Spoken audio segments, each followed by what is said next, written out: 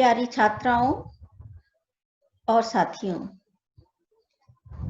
Learning with Shubha Goyal channel में आपका हार्दिक स्वागत एवं अभिनंदन। आज हम एमजेपी रुहेलखंड यूनिवर्सिटी बरेली उत्तर प्रदेश के सिलेबस के अंतर्गत BA second year home science के प्रथम प्रश्न पत्र fundamentals of foods and nutrition के बारे में बात करेंगे। इस प्रथम प्रश्न पत्र की जो फर्स्ट यूनिट है वो है introduction to foods and nutrition, भोजन एवं पोषण का परिचय। इसके अंतर्गत first point definition of foods, nutrition, nutrients, परिभाषाएं पढ़ेंगे हम, भोजन की, पोषण की और पोषक तत्वों के विषय में जानकारी प्राप्त करेंगे। Second point classification and functions of food, भोजन का वर्गीकरण तथा भोजन के कार्य, energy factors affecting total energy requirement of the body, ऊर्जा के विषय में जानकारी हासिल करेंगे और कौन कौन से तत्व हैं जो कि ऊर्जा की आवश्यकता को प्रभावित करते हैं। हमारे शरीर में जितनी ऊर्जा की आवश्यकता होती है उसको प्रभावित करने वाले कौन कौन से कारक हैं। फोर्थ पॉइंट बेसल मेटाबॉलिज्म, आधारीय चयापचय के बारे में पढ़ेंगे। इसकी परिभाषा क्या है और कौन कौन से फैक्टर्स हैं जो कि रेट ऑफ बीएमआर को प्रभावित करते हैं या चयापचय की दर को प्रभावित करने वाले कारकों के विषय में, और बेसल मेटाबॉलिज्म या चयापचय की दर की क्या परिभाषा है इसके विषय में जानकारी प्राप्त करेंगे। Fifth point balance diet and factors affecting balance diet, संतुलित आहार क्या है तथा कौन कौन से कारक हैं जो कि संतुलित आहार की आवश्यकता को प्रभावित करते हैं। सेकेंड यूनिट के अंतर्गत essential constituents of food, their sources, functions, requirements, digestion, absorption and deficiency diseases। हमारे भोजन के अंदर कौन कौन से मुख्य पोषक तत्व होते हैं या उसको बनाने वाले कौन कौन सी कॉन्स्टिट्यूएंट्स होते हैं उनके विषय में पढ़ेंगे। उनके क्या स्रोत हैं प्राप्ति के, उनके विषय में जानेंगे। उनके क्या कार्य हैं, कितनी उनकी आवश्यकता है उन पोषक तत्वों की, कैसे उनका पाचन होता है हमारे शरीर के अंदर, कैसे उनका अवशोषण होता है और उनकी कमी से कौन कौन से हीनता जनित रोग हो जाते हैं। इसके अंतर्गत हम पोषक तत्वों में पढ़ेंगे प्रोटीन्स के बारे में, कार्बोहाइड्रेट्स के बारे में, वसा के बारे में, विटामिन्स के बारे में, खनिज लवण के बारे में और जल के विषय में भी हम जानकारी प्राप्त करेंगे। फिर यूनिट थर्ड के अंतर्गत हम पढ़ेंगे कौन कौन से भोज्य समूह हैं जो कि आधारीय भोज्य समूह हैं। Importance of basic food groups in the diet, आधारीय भोज्य समूह की क्या आवश्यकता है, क्या उनकी इंपॉर्टेंस है, क्या उनका महत्व है। Nutrient contribution of the food stuff, जो भोज्य पदार्थ हैं उनसे कौन कौन से पोषक तत्व प्राप्त होते हैं and their importance in the Indian diets, उनकी क्या भारतीय भोजन में, भारतीयों के भोजन में उनका क्या महत्व है। कौन कौन सी चीजों का, जैसे कि सीरियल्स यानी कि अनाज, दालें, जो नट्स हैं, ऑयल सीड्स हैं, सब्जियां हैं, फल हैं, दूध है, दूध से बने भोज्य पदार्थ हैं, अंडे हैं, मीट है, फिश या मछली, और जो फ्लैशी फूड्स हैं उनके बारे में, फैट्स एंड ऑयल्स यानी वसा और ऑयल्स के बारे में पढ़ेंगे, शुगर एंड जैगरी, गुड़ और चीनी के बारे में पढ़ेंगे, स्पाइसेस एंड कॉन्डिमेंट्स यानी कि मसालों के बारे में भी हम जानकारी हासिल करेंगे और कौन कौन से हमारे आधारीय भोज्य समूह हैं जिन्हें हम अपने भोजन में इंक्लूड करते हैं जिससे कि हमें पर्याप्त पोषण प्राप्त हो सके, इसके बारे में हम जानकारी प्राप्त करेंगे। यूनिट 5 में डाइटरी अलाउंसेस के बारे में पढ़ेंगे, मील प्लानिंग के बारे में, आहार नियोजन के बारे में, फैक्टर्स अफेक्टिंग मील प्लानिंग, कौन कौन से ऐसे कारक हैं जो आहार नियोजन को प्रभावित करते हैं उनके बारे में पढ़ेंगे, कितने हमारे शरीर को पोषक तत्वों की आवश्यकता है, ICMR Indian council of medical research के द्वारा क्या प्रस्तावित मात्राएं हैं जो कि एक व्यक्ति को अपने आहार में पोषक तत्व लेने चाहिए। फिर हम पढ़ेंगे न्यूट्रिशन ड्यूरिंग लाइफ साइकिल के बारे में। हम पारिवारिक जो हमारी अवस्था है, जिंदगी की जीवन चक्र है, उसके दौरान हमें क्या क्या किस प्रकार का भोजन ग्रहण करना चाहिए जिससे कि हमें पर्याप्त पोषण मिल सके, उसके बारे में जानकारी प्राप्त करेंगे। सबसे पहले न्यूट्रिशन ड्यूरिंग इन्फेंसी यानी कि शैशवावस्था में पोषण, न्यूट्रिशन ड्यूरिंग चाइल्डहुड बाल्यावस्था में पोषण, न्यूट्रिशन ड्यूरिंग एडोलेसेंस किशोरावस्था में पोषण, न्यूट्रिशन ड्यूरिंग एडल्टहुड प्रौढ़ावस्था में पोषण, फिर न्यूट्रिशन ड्यूरिंग ओल्ड एज वृद्धावस्था में पोषण and during nutrition during pregnancy and lactation जीवन की विशेष अवस्थाओं में जैसे कि गर्भावस्था और दुग्धपान अवस्था में किस प्रकार का पोषण लिया जाना चाहिए और कौन से पोषक तत्व हमको लेने चाहिए जिससे कि हमें पर्याप्त मात्रा में पोषक तत्वों की प्राप्ति हो सके और हम स्वस्थ जीवन को निर्वाह कर सकें। ये हम 4th यूनिट में पढ़ेंगे। 5th यूनिट के अंतर्गत various cooking methods and there effects on the nutritional value of various nutrients. हम विभिन्न जो खाना भोजन पकाने की विधियां हैं उनके विषय में जानकारी हासिल करेंगे और उनका पोषण गुणवत्ता पर किस प्रकार का प्रभाव पड़ता है। बहुत सारे पोषक तत्व होते हैं, उनके ऊपर पकाने की विभिन्न विधियों का किस प्रकार से प्रभाव पड़ता है, किस प्रकार से हम भोजन के अंदर अपने पोषक तत्वों को संरक्षित कर सकते हैं खाना पकाते समय। इन सब विषयों के बारे में हम जानकारी प्राप्त करेंगे। विभिन्न विधियां होती हैं खाना पकाने की, जैसे गहरा तलना, हल्का तलना, उबाल के भोजन खाना, पकाना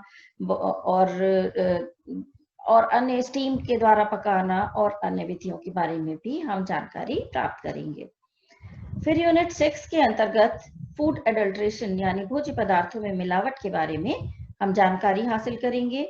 meaning and common adulterants in food यानी कि एडल्ट्रेशन का क्या अर्थ है, मिलावट का क्या अर्थ है और कौन कौन से ऐसे मिलावटी पदार्थ हैं या ऐसे पदार्थ हैं जिनको भोजन में मिलावट के लिए प्रयुक्त किया जाता है, इस सब की जानकारी हासिल करेंगे।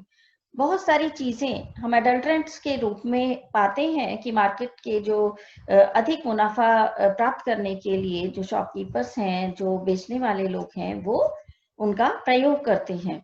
जैसे कि हल्दी के अंदर मैटरनल येलो कलर मिला दिया जाता है, दूध के अंदर ब्लॉटिंग पेपर मिला दिया जाता है, अरारोट मिला दिया जाता है, उसके अंदर से क्रीम निकाल ली जाती है, सेपरेट मिल्क बना दिया जाता है, उसके अतिरिक्त अनाजों में कंकड़ इत्यादि डाल दिए जाते हैं, धनिए के अंदर भी कुछ मिलावट करती जाती है, इस तरीके से काली मिर्च में पपीते के बीज मिला दिए जाते हैं। तो इस तरह से कौन कौन से एडल्ट्रेंट्स हैं, कौन कौन से मिलावट करने की सामग्री ज्यादातर लोग यूज करते हैं या प्रयोग में लाते हैं, उनके बारे में और उनको कैसे पहचाना जा सकता है कि किस भोज्य पदार्थ में किस चीज की मिलावट है, उसके विषय में जानकारी हासिल करेंगे। उसके पश्चात फूड पॉइजनिंग के बारे में, भोजन की विषाक्तता के विषय में भी हम जानकारी हासिल करेंगे कि भोजन विषाक्त कैसे हो जाता है, कौन से ऐसे कारक हैं जो कि भोजन विषाक्त हो जाता है। जैसे कि ड्यूरिंग प्रेजर्वेशन भी भोजन कई बार विषाक्त हो जाता है, कई बार पेड़ से फल गिर जाता है और नीचे उसके अंदर डिटीरियोरेशन उसके अंदर प्रारंभ हो जाता है। कई बार स्टोरेज के दौरान ऐसा कार्य होता है कि जो कि भोजन विषाक्त हो जाता है, और विषाक्त भोजन खाने से हमारी हेल्थ किस प्रकार से प्रभावित होती है और कौन कौन से बैक्टीरिया जो है उसके अंदर डेवलप हो जाते हैं और किस प्रकार से शरीर को वो हानि पहुंचाते हैं, ये सब हम सेकेंड पॉइंट में फूड पॉइजनिंग में या भोजन की विषाक्तता के विषय में पढ़ेंगे। हम देखते हैं कि हम इस कोर्स के लिए रेफरेंसेस हमारे को यूनिवर्सिटी ने कौन कौन से सजेस्ट किए हैं, कौन कौन सी बुक्स को रेफर कर सकते हैं। इसमें डायटेटिक्स के लिए बुक है बी श्री राज्य लक्ष्मी की, फिर है normal and therapeutic nutrition by Proudfit and Robinson, फिर essentials of food and nutrition volume 1 and volume 2 M Swaminathan, फिर है applied nutrition by Rajalakshmi, human nutrition and dietetics by Davidson and Passmore. ये इंग्लिश की बुक्स हैं। बाकी हिंदी की बुक्स मैं आपको और बताऊंगी, वो आहार एवं पोषण विज्ञान के नाम से ही है। मंजू पाटनी की बुक है, अनीता सिंह की बुक है, और भी जीपी शेरी की बुक है, बीके बख्शी की बुक है। तो इस प्रकार से बहुत सारी बुक्स आपकी हिंदी की भी उपलब्ध हैं, जो कि हमारी लाइब्रेरी में भी उपलब्ध हैं कॉलेज की, इसलिए वो आप इस्तेमाल कर सकते हैं, उनका प्रयोग कर सकते हैं और रेफरेंसेस के लिए। बाकी आप गूगल से सर्च करके भी आप इन टॉपिक्स को पढ़ सकते हैं। आगे हम अपने कोर्स में एक एक करके सभी टॉपिक्स की जानकारी प्राप्त करेंगे। प्रैक्टिकल के अंतर्गत यूनिट फर्स्ट में न्यूट्रिशन ड्यूरिंग इन्फेंसी यानी कि शैशवावस्था में पोषण, जो कि 0 से 1 साल तक होता है। Nutrition during preschool up to 3 years यानी कि स्कूल जाने से पूर्व की अवस्था जो होती है, उन बच्चों के लिए पोषण किस प्रकार का होना चाहिए, ये 3 वर्ष तक की अवस्था को कहते हैं। Nutrition during school going child with special emphasis on the packed lunch, हम पैक्ड लंच के बारे में पढ़ेंगे और किस तरह से स्कूल जाने वाले बच्चे को पर्याप्त पोषण मिल सके उसके बारे में हम प्रैक्टिकल में करेंगे। फिर न्यूट्रिशन ड्यूरिंग एडोलसेंस, किशोर अवस्था में क्या पोषण चाहिए होता है, कितने पोषक तत्व चाहिए होते हैं और किस प्रकार का से आहार तालिका हम बना सकते हैं एक किशोर बच्चों के लिए, किशोर लड़के के लिए और किशोर लड़की के लिए, ये हम पढ़ेंगे। फिर न्यूट्रिशन ड्यूरिंग एडल्टहुड, प्रौढ़ावस्था में मैन और वुमेन की क्या पोषक तत्वों की आवश्यकताएं हैं, उनकी बॉडी की रिक्वायरमेंट्स क्या हैं तथा उनके लिए किस प्रकार से आहार नियोजन किया जाना चाहिए। सेडेंटरी वर्कर यानी कम क्रियाशील व्यक्ति के लिए, मॉडरेट वर्कर मध्यम रूप से क्रियाशील व्यक्ति के लिए आहार तालिका बनाना। फिर हैवी वर्कर यानी अत्यधिक क्रियाशील व्यक्ति या मजदूर के लिए किस प्रकार की आहार तालिका बनाई जानी चाहिए जिसके कि उसको पर्याप्त पोषण मिल सके। न्यूट्रिशन ड्यूरिंग ओल्ड एज यानी कि वृद्धावस्था में किस प्रकार की का भोजन होना दिया जाना चाहिए, ये भी हम पढ़ेंगे। फिर गर्भावस्था में तथा धात्री अवस्था में किस प्रकार का भोजन दिया जाना चाहिए जिससे कि उनकी बॉडी की पूरी रिक्वायरमेंट्स जो हैं, आवश्यकताएं जो हैं पोषक तत्वों की, वो पूरी हो सके। इन सब के बारे में हम प्रैक्टिकल भी करके देखेंगे। इन डिफरेंट जो जीवन चक्र की अवस्थाएं हैं, infancy, preschool age, school going age, adolescence age, adulthood, sedentary worker, moderate worker, heavy worker के लिए, फिर ओल्ड एज के लिए, प्रेगनेंसी और लैक्टेशन के लिए, इन सब के लिए हम लोग डाइट प्लान्स बनाएंगे प्रैक्टिकल्स के अंदर और रेसिपीज भी बनाएंगे। सेशनल वर्क के लिए आपको प्रिपेयर करनी होगी एक रेसिपी फाइल जिसके अंदर विभिन्न रेसिपीज लिखनी होंगी। जो रेसिपीज आप बनाते हैं उनका नाम, उनकी सामग्री, उसके अंदर क्या क्या कितनी मात्रा में डलता है तथा उसका प्रिपरेशन का क्या मेथड है, ये आपको फाइल में पूरा लिखना होगा। बहुत सारी डिफरेंट ग्रुप्स की रेसिपीज बनाने होंगे, अंडे से बने व्यंजन और दूध से बने व्यंजन, चावल से निर्मित व्यंजन, डिफरेंट जो डिजीजेस हैं या डिफरेंट कहना चाहिए गर्भावस्था के लिए कौन कौन से व्यंजन हो सकते हैं, नाश्ते के लिए कौन से व्यंजन हो सकते हैं, लंच में कौन सी रेसिपीज प्रिपेयर कर सकते हैं, इन सब के बारे में हम जानकारी हासिल करेंगे और एक रेसिपी फाइल बनाएंगे। मेन्यू प्लानिंग नोटबुक, तो इसके अंतर्गत हम डिफरेंट जो हमने अभी पढ़ा कि शैशवावस्था में भोजन या पोषण, बाल्यावस्था में पोषण, किशोरावस्था में पोषण, प्रौढ़ावस्था में पोषण, वृद्धावस्था में पोषण और प्रेगनेंसी और लैक्टेशन यानी कि गर्भावस्था और धात्री अवस्था में पोषण। तो इनके बारे में हम आहार तालिका कैसे बनाएं ये पढ़ेंगे और मेन्यू प्लानिंग नोटबुक बनाएंगे जिसके अंतर्गत हम इन सभी के लिए पोषण की आहार तालिकाएं भी बनाएंगे। Preparation of an educational recreational material, हमारा जो सेकंड पेपर है बाल विकास का, ह्यूमन डेवलपमेंट का, उसके अंतर्गत हम 2 से 3 साल के बच्चों के लिए हम एजुकेशनल किट या एजुकेशनल या खेल किस कोई भी पढ़ने की या खेलने की सामग्री बनाएंगे 5 साल तक के बच्चे के लिए।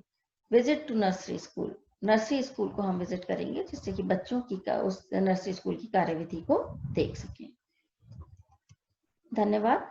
ये हमारा सिलेबस था महात्मा ज्योतिबा फुले रोहिलखंड विश्वविद्यालय बरेली उत्तर प्रदेश भारत का। Thank you.